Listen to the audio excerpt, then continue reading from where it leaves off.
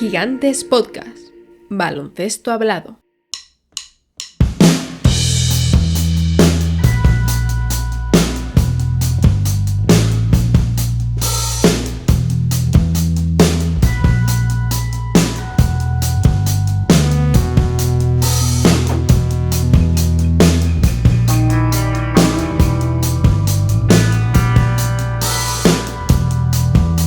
Bienvenidos y bienvenidas a un nuevo episodio de Zona de Gigantes, un podcast de baloncesto centrado en todo lo que ocurre en el panorama español y europeo.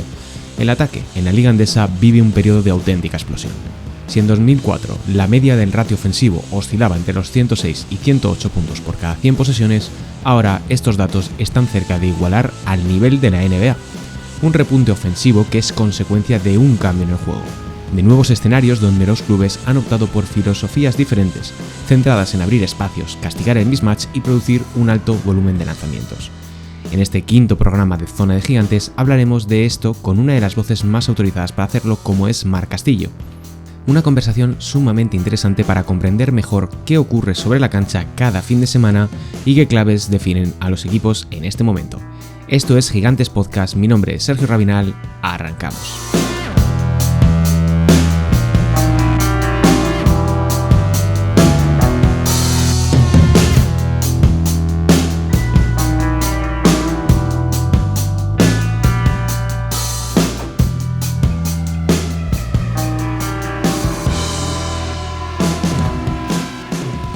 El baloncesto vive un periodo de eclosión, tanto en Estados Unidos como en Europa. Los jugadores son técnica y físicamente cada vez mejores. Los cuerpos técnicos tienen más herramientas y llegan más preparados a la hora de la verdad. Todo ello se ha traducido en un incremento brutal de la eficiencia y del potencial ofensivo de los equipos, lo cual genera muchos y muy variados escenarios. Para esta Zona de Gigantes he querido traer un tema distinto y por ello tengo a mi lado virtual a Marc Castillo, entrenador y comentarista en Movistar Plus. Muy buenas, Marc, y bienvenido aquí a Zona de Gigantes. ¿Qué tal, Sergio? ¿Cómo estás? Como decía, estamos viendo cómo, sobre todo en esta temporada, no solamente marcadores más abultados, sino también un nivel ofensivo mejor. Para abrir un poco y ponernos en contexto, ¿a qué crees que se debe este repunte ofensivo que hemos visto en estas dos últimas temporadas, sobre todo en Liga Endesa, que es lo que quiero tratar hoy aquí? Sí, yo creo que tenemos que fijarnos en dos factores clave. De entrada, el tema de las posesiones. Es un juego que cada vez va más rápido. Yo creo que, sobre todo, Manresa abrió un poco la puerta hacia ese estilo. Y en ese incremento de posesiones que muchos equipos identificaron, bueno, pues que les estaba viniendo bien y que les ayudaba a ser un equipo más competitivo, pues se han sumado a eso. Y a partir de ese incremento de posesiones, también al final, cada vez más, yo creo que los equipos van buscando situaciones que son de más eficiencia, se va retirando esas finalizaciones en poste bajo, que ahora mismo, pues dentro del juego son de las que menos puntos suelen reportar, y cada vez más va intentando potenciar las situaciones de tiro tras pase, que al final son pues la situación de juego que en principio más números tiene de poder acabar dentro del aro. Decías el tema de las posesiones, ahora mismo para que la gente lo tenga en cuenta, se está jugando en la Liga Endesa a un ritmo de unas 75-74 posesiones por encuentro, que está bastante bien teniendo en cuenta que, por ejemplo, en la NBA, que se juega 48 minutos, el ritmo es de 102 o algo así más o menos. Es decir, es un ritmo muy alto y la cuestión es que la eficiencia a la que se está realizando esos ataques que mencionabas, incrementando el volumen de tiros tras pase o de acciones donde simplemente, entre comillas, solo hay que ejecutar, es lo que está llevando a estos repuntes. Pero luego tenemos casos, como puede ser este año Baskonia, donde esa eficiencia, que es uno de los ataques más prolíficos de esta temporada, se basa en todo lo contrario, en creación tras bote, en situaciones individuales, que son como el contrapunto de que esto también es eficiente. No solamente el baloncesto, entre comillas, bonito, de sistemas, de táctica y tal, sino que también las individualidades, hacen que se generen situaciones propicias o situaciones en las que un ataque o un equipo es capaz de llevar las riendas del encuentro. Sí, ahí entramos en la otra cara de la moneda, que también puede ser, al final, evidentemente, las situaciones, sobre todo las de tiro de tres, al valer un punto más que las de tiro de dos, cuando tú eres capaz de ser pues, eficiente en ese tiro de tres, el contexto igual no importa tanto. En el caso de Baskonia, yo creo que se apoya mucho en la figura de Marcus Howard, que es un jugador que pese a no disponer de esas situaciones de tiro tras pase, sí que tiene muchísima capacidad para generarse esos tiros después de bote. Al final, claro, esto no es una ciencia exacta, afortunadamente, porque si no, menudo aburrimiento que sería.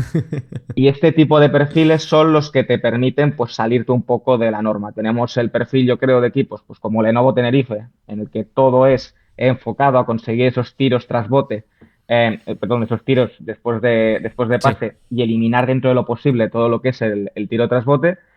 Y en el caso de Baskonia, pues bueno, encomendarte más a perfiles individuales que sean capaces de generarse sus propios espacios, sus propios tiros, evidentemente también apoyándose en situaciones de transición, pero bueno, es otra manera de poderlo enfocar. Al final, todos los equipos van a lo mismo, detectar qué es lo que a mí me está dando rendimiento y cada vez intentar ser más finos en esa selección de tiro, sabiendo pues cuál es el perfil de equipo que manejas y qué es lo que le está viniendo mejor. Claro, es que hablamos mucho de eficiencia, hablamos mucho de encontrar la manera de ser productivo en ataque, y es lo que mencionabas, es decir, que un equipo sepa cuáles son sus virtudes, sepa dónde están sus puntos fuertes y sepa aprovecharlos a la perfección. Es lo que hace, digamos, esta liga andesa tan rica en estos últimos años en diversidad, porque tienes sistemas, tienes composiciones o filosofías muy distintas que al fin y al cabo acaban teniendo más o menos resultados positivos, independientemente en muchas ocasiones de que el equipo tenga o más talento o tenga jugadores de un nivel mayor, porque mencionábamos el tema de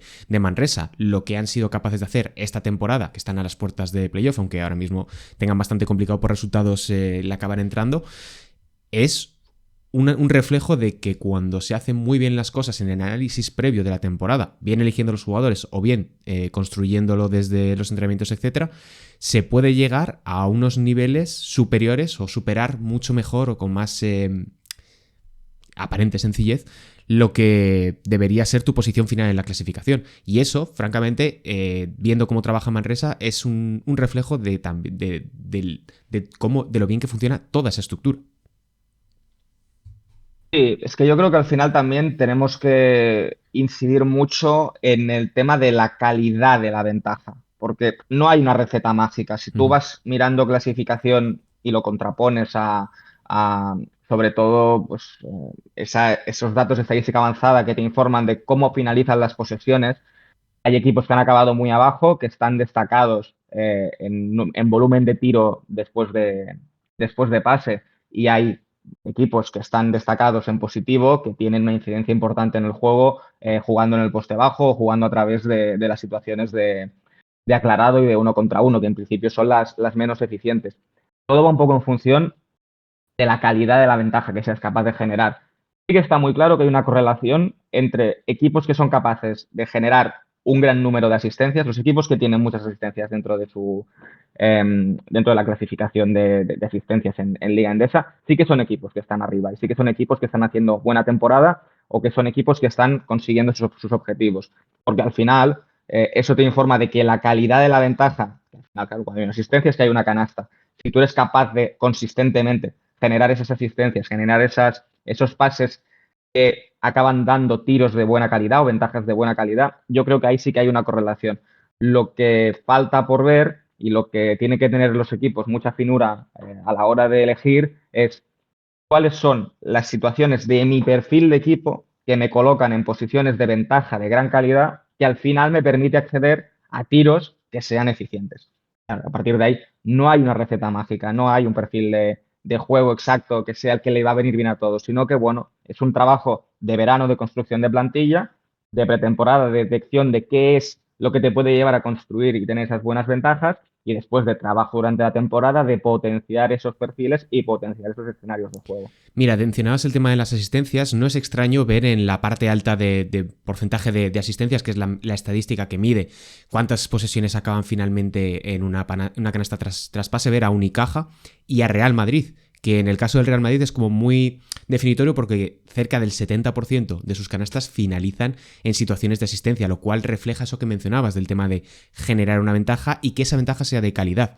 Pero sin embargo tenemos a Río Breogán en tercera posición con un porcentaje de true shooting, que es de lo que se llama el porcentaje de tiro verdadero, que prima más el tema de triples y tiros libres respecto a los porcentajes de acierto en tiros de campo, que es más general, que es uno de los peores de la competición.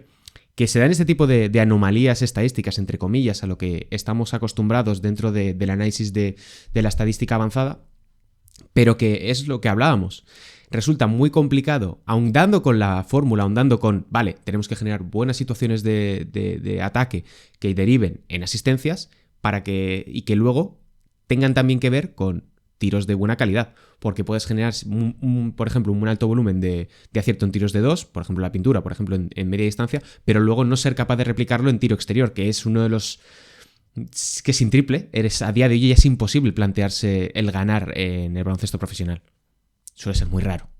Sí, sí, sí, porque yo creo que el caso de Breogán es paradigmático, porque es de los equipos de la zona baja, esto ya lo venimos hablando desde hace tiempo, de largo, de los equipos que está involucrado en esa lucha por descenso, el que está siendo más sólido en defensa, porque es que en ataque están teniendo unos problemas impresionantes. Claro, esa calidad de la ventaja de la que estamos hablando no es tampoco genérica, porque también hay que contextualizarla. Hay jugadores que son capaces de producir esa ventaja, bueno, pues de darte, vamos a poner, por poner números redondos, no 6 décimas de ventaja.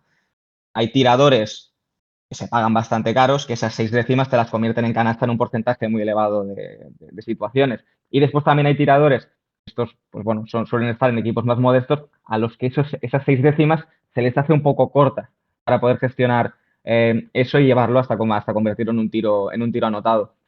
Entonces, bueno, esto es, de nuevo, dentro de la realidad de cada equipo, dentro de la realidad de cada perfil de plantilla, de los jugadores que dispones, pues tienes que estar intentando generar pues esas situaciones de máxima ventaja. ¿Qué ventaja tienen los equipos, entre comillas, grandes? Pues que generalmente tienen los generadores capaces de generar ventajas en mayor tiempo y espacio y a la vez también tienen a los ejecutores capaces de aprovecharlas en menos tiempo y espacio. Pero ahí hay mucho porcentaje de ese éxito y los equipos más modestos, pues al revés. Sueles tener generadores a los que les cuesta más generar ventajas de amplio tiempo y espacio y los ejecutores necesitan ese amplio tiempo y espacio. Hay menos coincidencia y en general, pues también sueles tener un poquito menos de eficiencia. Es que es complicado. Al final, en los equipos más modestos, de zona media, es un poco la trampa de la manta. Si te tapas la cabeza, se te quedan los pies al descubierto y viceversa. Y para que lo tengamos un poco en cuenta, para los aficionados que no estén tan acostumbrados al tema de la estadística avanzada, que a día de hoy en NBA y en contextos más altos de baloncesto europeo está como muy a la orden del día, pero que para el aficionado de a pie es mucho más poco habitual o tener en cuenta este tipo de guarismos. Ahora mismo en la Liga Endesa, la cantidad de puntos que cada equipo genera por cada 100 posesiones, que es como una estimación, está alrededor de unos 112-113 puntos por cada 100 posesiones de media, la eficiencia ofensiva. La NBA, sin ir más lejos, este año ha concluido la fase regular con 115. Es decir, estamos hablando de un nivel de ataques en esta CB que está rozando la excelencia. Y tenemos casos, como decíamos antes, de Lenovo o de Real Madrid, que rozan la perfección. Pero tampoco se ha hablado mucho del Barça, que a pesar de que en defensa, pues bueno, tiene sus problemas, en ataque es una auténtica supernova. Es el mejor ataque de esta temporada ahora mismo en términos de eficiencia de toda la Liga Endesa. O sea, es una barbaridad. Y parte un poco de lo que decías. Generar tiros tras pase, ser capaces de producir un alto volumen de acierto en la pintura. Ahí hay que hablar de Billy y hay que hablar de Vesely, pero también de esos factores X, entre comillas, que son Jabari Parker, Ricky Rubio, incluso Tomas Satoransky o Joku Baite saliendo desde el banquillo. Todo ese tipo de cuestiones son lo que marcan un poco la línea de este nuevo baloncesto o de esta nueva actualización del juego que está llevando incluso en Europa a cotas casi de los años 80 por la rapidez y el volumen de acierto que se está llevando. Yo creo que se ha desplazado bastante el foco, yo creo que estaba pues, bastante puesto en el jugador, en la capacidad individual del jugador de poder anotar, de poder trabajar, y cada vez más la orientación es poner esa capacidad de desequilibrio, esa capacidad de la creación de la ventaja, ponerlo al servicio del equipo, e ir transformando esa ventaja que genera un manejador sobre bote hasta construir un tiro o hasta construir pues, una canasta debajo del aro o hasta construir... Eso es lo que están buscando. Al final, los equipos en general tratan de huir evidentemente de esas situaciones en las que estás abocado al 1 contra 1, vas a tirar con oposición, vas a tirar sobre bote, vas a tirar con el reloj de posesión también apretando, Todo el mundo lo que busca es tratar de ser muy eficiente en primeros segundos de posesión, atacar el campo abierto todo lo que se pueda, porque en principio vas a encontrar un poquito menos Ujú. de resistencia. Y después, cuando estás atacando en estático, lo que se busca es, pues lo que decíamos, ¿no? Poner evidentemente a tus jugadores de mejor porcentaje en su situación propicia. Y en esa situación propicia, en general, quitando anomalías como puede ser la de Marcus Howard, no está el jugar el uno contra uno y tratar de levantar el tiro sobre bote. Entonces, pues bueno, yo creo que al final lo que estamos viendo y a lo que vamos es a ese tipo de baloncesto que lo que busca es engranar a todo el equipo para conseguir ventajas sólidas y ventajas que puedas transformar en tiros abiertos desde la línea de tres o también deseablemente desde debajo del aro. Decías el tema de las individualidades, perdón, de que es muy complicado crear sobrebote en uno contra uno, que es muy poco habitual verlo en Europa, pero yo creo que en estos últimos 3-4 años de baloncestos en España y en el contexto general de Europa, estamos viendo cada vez más perfiles que van en esa línea, y lo cual es realmente innovador porque las dimensiones de la cancha en FIBA son mucho más estrechas, lo cual genera que el triple en esquina sea casi inexistente por una cuestión tanto de espacio como de ayudas como de rotaciones defensivas.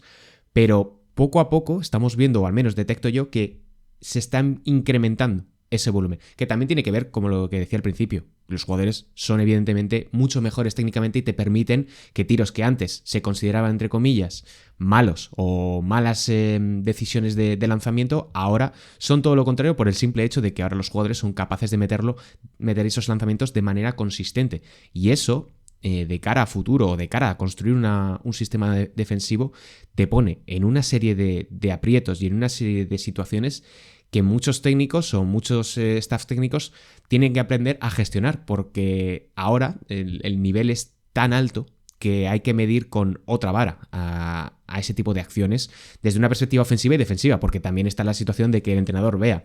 Vamos, ponemos el ejemplo de Marcus Howard, pero por ejemplo este fin de semana Trevor Haynes de Casa de Monzaragoza también tenía un lanzamiento de ese estilo que dices, bueno, esto hace 6 años es directamente al banquillo porque lo has fallado.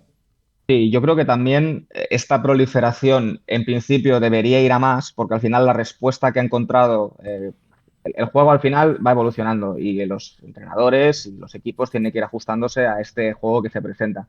Yo creo que esta potenciación del juego coral, que para mí lo sublima es Lenovo Tenerife, al final encuentra su respuesta en la defensa de cambios, que además es una defensa que en general se usa en partidos apretados, finales ajustados.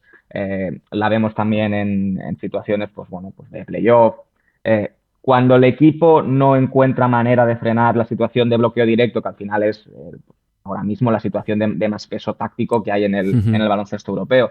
Cuando no encuentras la manera de frenarlo a través de eso, acaban pensando los entrenadores, bueno, pues vamos a ir a la defensa de cambios, abocamos al juego a un uno contra uno permanente. ¿Y qué se encuentran?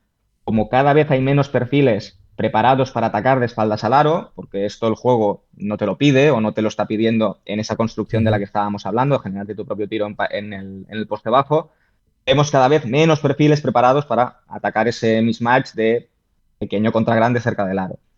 Lo que sí se sigue conservando, porque se sigue valorando y se sigue teniendo, es ese juego atacando desde el perímetro hacia el interior, el pequeño que ataca al grande desde fuera. Entonces, esos perfiles de uno contra uno poderosos, en principio te van a servir para eliminar esa defensa de cambios o para poder atacar mejor esa defensa de cambios. Creo que es la evolución lógica. De hecho, Lenovo Tenerife, este año, cuando tiene la oportunidad y se le presenta, no tienen dudas en incorporar a Kyle Guy, que puede ser ese jugador con ese punto de improvisación, con ese punto de acierto en el tiro tras bote, que te puede ayudar cuando sepas que los demás equipos, que saben que tu plan A seguro es el mejor de Europa en términos de ejecución, pues muchos optan por decir, bueno, pues que vayan al plan B. Y el plan B es, pues bueno, pues un partido de uno contra uno y a ver qué pasa. Y ahí Lenovo Tenerife no tenía esos perfiles bien cogidos y ahora con la incorporación de Kyle Guy buscan ese complemento. Yo creo que cada vez más también para intentar evitar, bueno, para intentar atacar esa defensa de Sí. cambios, pues vamos a eso.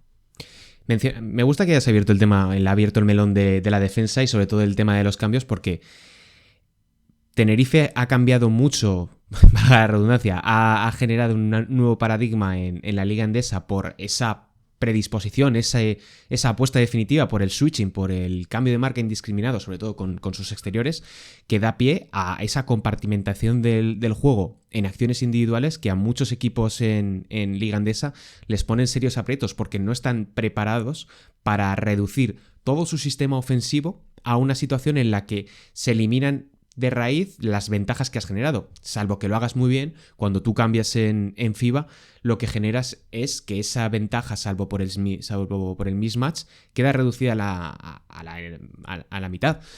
Y te quería preguntar, teniendo en cuenta que probablemente de cara al próximo año veamos cada vez muchos más equipos en Liga Endesa que sean capaces o que apuesten definitivamente por el cambio de manera reiterada en las situaciones de bloqueo directo, ¿hacia dónde crees que puede ir esta tendencia y qué otras opciones tienen los equipos? Porque si estamos hablando ya de que estamos en unos niveles de eficiencia ofensiva de NBA, los equipos tienen que plantearse otro tipo de defensas. No puedes seguir dependiendo del down, no puedes seguir dependiendo del trap. Al poste bajo, por ejemplo, ya se está comprobando que está siendo un coladero de puntos para los equipos. Y claro, una zona no la puedes plantear durante todo el partido y una defensa mixta es para cambiar dinámicas. ¿Qué otras opciones tienen los equipos o los clubes para tratar de poner remedio a una eficiencia ofensiva y un despunte del ataque que puede llevar al ACB a nuevos escenarios sumamente positivos para el aficionado y al mismo tiempo de problemas para los entrenadores? Sí, es complicado porque al final yo creo que tenemos bastante mezcla en Liga Endesa, equipos que defienden muy conservador el bloque directo, que defienden con el grande hundido, tenemos Uh-huh. equipos que saltan muy agresivo al camino, tenemos equipos que evidentemente todo el mundo tiene ese recurso de poder cambiar y nadie está perfectamente cómodo. Quizás es más por perfiles, el hecho de tener, por ejemplo, a Walter Tavares en Real Madrid te permite tener una manta tremenda, entonces eh, Uh-huh. tiene todo el sentido del mundo que tú decidas pues, defender hundido esas situaciones, niegas prácticamente todo lo que pase en la zona, es muy raro que al Real Madrid le metan puntos de manera consistente en la zona, ya sean continuaciones, ya sean situaciones de poste bajo. Incluso también jugadores que en principio, como Facu Campazo, deberían sufrir en situaciones de poste bajo, le castigan poquísimo porque es muy fuerte, es un jugador que es muy fuerte. Porque el juego no te permite llegar a ese tipo de situaciones tampoco, porque es muy raro que veas triangular de esa manera con esa calma y detectar que estás en un mismatch contra un jugador de 1,78 que creo que mide Campazo. Exactamente. Entonces, bueno, hay que ver. Yo creo que los ataques van a ir evolucionando cada vez más hacia esos espaciados ideales para poder atacar ese uno contra uno, ya sea a través del grande pequeño en cerca del aro, de pequeño grande en perímetro. Y las defensas lo tienen francamente complicado, porque esas defensas agresivas de las que hablábamos antes al final te obligan a rotar el lado débil y ya estamos viendo que cada vez más los equipos son más capaces de trasladar el balón a ese lado débil y cada vez más los tiradores necesitan menos tiempo y espacio para poderlo ejecutar. Y en situaciones de defensa hundida, los jugadores también están trabajando mucho su tiro tras bote, que evidentemente ese tiro tras bote de media distancia que parecía que había sido absolutamente desahuciado por la estadística avanzada, el juego, de nuevo, te lo va a volver a pedir, porque todo el mundo conoce eso, todo el mundo se centra en defender perímetro y pintura, el espacio, ese tiro tras bote en media Uh-huh. distancia, habrá jugadores que podrán construir su carrera desde ahí. Entonces, bueno, yo creo que cada vez los ataques van a ser más eficientes, esto es inevitable, va a ser muy difícil que veamos otra vez un retroceso, a no ser que cambien las normas, a no ser que se ante otro paradigma, pero te lo tiene que dar prácticamente el reglamento esto ya, porque ya no va a haber una Sí. involución del jugador. El jugador ya no va a ir a menos en términos de preparación técnica. Entonces, vamos a ver por dónde sale, pero yo creo que cada vez más el espacio que queda ahora mismo por cubrir es hacia el ataque, hacia mejorar esa eficiencia. Y en defensa, bueno, pues vamos a ver si alguien es capaz de descubrir una pócima, pero parecía que la última era esa defensa de cambios, mandar el juego al uno contra uno. Cada vez más estamos viendo que incluso ese uno contra uno ya hay equipos que van encontrando la manera táctica de poder apoyar a sus manejadores o de poder apoyar a sus jugadores en poste bajo. Sí, me resulta muy interesante todo lo que has mencionado del tema de la media distancia, porque es uno de los axiomas que se repetían hasta la saciedad del tema de la estadística avanzada, que era una verdad a medias o una mentira no bien desarrollada, porque al fin y al cabo un jugador que es bueno en ese tipo de espacios, lo va a ser independientemente de si le dice una estadística que lo es o no. Y el mejor ejemplo, por ejemplo, en la Liga Endesa es Jan Vesely durante la final de la ACB el año pasado, donde destroza al Real Madrid en esos espacios intermedios, en esa búsqueda del poste alto, de los codos y demás, que muchos pivots, por ejemplo, están poco a poco integrando. Eddie Tavares, ha conseguido desarrollar y alejar un poquito su rango ofensivo en la pintura para poder integrar ese tipo de lanzamientos, y poco a poco, sobre todo como mencionábamos, de que el bloqueo directo es el eje fundamental desde el cual todos los equipos estructuran sus ataques, permite que tengas a pivots mucho más polivalentes, y poco a poco veremos interiores que son capaces de ralentizar su caída en el bloqueo directo y encontrar esos espacios que al mismo tiempo liberan una enorme cantidad o le dan mucho más margen de maniobra a ese manejador. Sí, porque al final yo creo que es muy importante en este juego moderno la capacidad que tengan los grandes de dominar esa continuación corta para todo, porque la continuación corta para poder ejecutar el tiro te va a permitir ser eficiente en situaciones, sobre todo contra defensas hundidas, como es el caso de Real Madrid, ¿no? Con Tavares. Al final hablamos de esta final del año pasado en que, bueno, pues esa media caída, ese quedarse en la media distancia, no hundirse, genera esa situación de tensión para la defensa, obliga a Tavares a, si permanece abajo, estar expuesto a ese tiro. Y ante defensas agresivas, al final esa continuación corta, ya no tanto para finalizar, sino para más distribuir, para hacer llegar esa ventaja al lado débil, a cortadores, a lo que el equipo tenga dispuesto, también es otro foco. Entonces, los jugadores tienen que ser capaces de ejecutar el tiro en esa media distancia, los grandes, y a la vez también ser capaces de pasar el balón y de tener el punto también de poder botar, de poder echar el balón al suelo y mejorar esa ventaja que se puedan encontrar. Entonces, yo creo que, evidentemente, para los manejadores es importante dominar ese tiro tras bote, pero para los interiores también, dominar esas situaciones de juego para poder darle continuidad a la ventaja del equipo. Estamos en una época brillante de explosión ofensiva en la Liga Endesa, un momento muy dulce para ver cualquier fin de semana y disfrutar de lo que resta de campaña, que apenas quedan, si no me equivoco, dos jornadas para la finalización. Muchas gracias, Marc, por pasarte ahora aquí por Zona de Gigantes para hablar un poco de baloncesto de verdad, de juego y tal, que siempre es interesante y siempre resulta diferencial en una temporada tan larga como es esta la del baloncesto europeo, que todavía nos queda un mes y pico de competición. Muchísimas gracias a vosotros. Ya sabéis que yo para hablar de baloncesto siempre dispuesto y contento de hacerlo.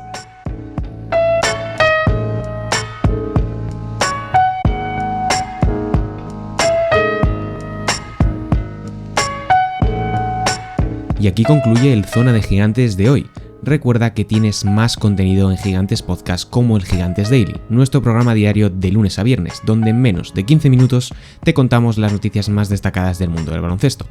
O NBA House, que tiene un nuevo episodio centrado en Oklahoma City Thunder. Para dar con ellos solo tienes que buscar su nombre en las plataformas de podcast que uses habitualmente o acudir a nuestra página web, gigantes.com, donde tienes mucho y más contenido relacionado con el mundo del baloncesto. Además, te invitamos a seguirnos en YouTube, donde estamos colgando fragmentos de los episodios en formato vídeo y así nos pones cara. Por otro lado, tienes un nuevo número de la revista en papel centrado en Víctor Wembanyama, que puedes adquirir en kioscos y en nuestra tienda, Gigantes Store. Se despide Sergio Rabinal. Hasta pronto.